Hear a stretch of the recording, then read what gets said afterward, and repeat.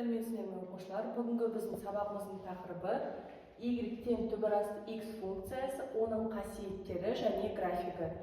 Ең алдымен осы функцияның анықталу облысын табайық. Анықталу облысы дегеніміз не? Яғни x-тің қабылдайтын мәндері. X-тің орнына біз қоя алатын мәндер. X-тің орнына біз минус, яғни теріс сандарды қоя алмаймыз, өйткені теріс сандар бізде түбірден шықпайды. Демек, 0-ден бастап плюс шексіздікке дейінгі барлық сандар осы функцияның анықталу облысы болады. Анықталу облысын біз d әрпімен белгілейміз. Яғни бұл жерде бізде 0-дан бастап плюс шексіздікке дейінгі барлық сандар осы функцияның анықталу облысы болады. Енді осы функцияның графигін сызу үшін біз не істейміз? Ең алдымен кесте құрамыз.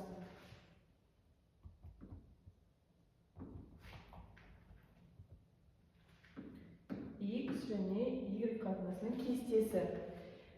X-тің орнына біз 0-ді қоя аламыз, 1-ді, 4-ді, 9-ді, 4 сан жеткілікті. Енді Y-тің орнындағы санды табу үшін не істейміз?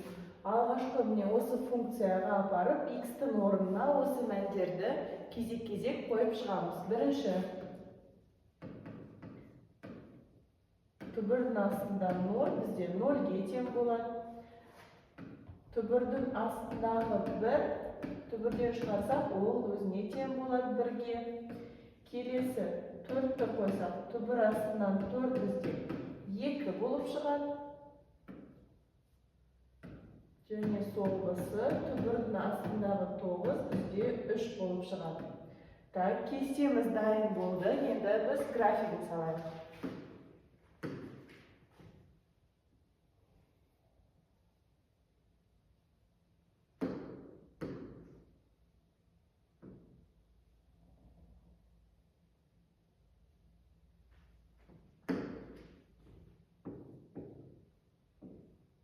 Бұл бізде y, бұл жерде x. Так, енді x 0-ге тең болған кезде, y те бізде 0-ге тең. Координата басында, нүктені белгілейміз. Келесі x 1-ге тең болған кезде, y те 1-ге тең. X-тің бойынан 1-ді аламыз, және y-тің бойынан 1-ді аламыз. Екеуін қиылыстырамыз, мына жердегі нүкте. Келесі, x 4-ге тең болған кезде, y 2-ге тең. Демек, x-тің бойынан 4-ті тауып аламыз, y-тің бойынан 2-ні. Екеуін қиылыстырамыз. Келесі, x 9-ға тең.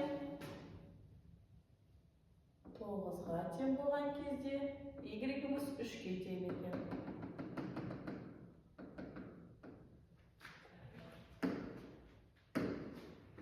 Демек, 4 нүктеміз. Енді осы 4 нүктені біз қосу керекпіз. Егер ары қарай осы кестеге тағы да сандар қосатын болса, біздің функциямыз ары қарай плюс шексіздікке қарай жылжи береді.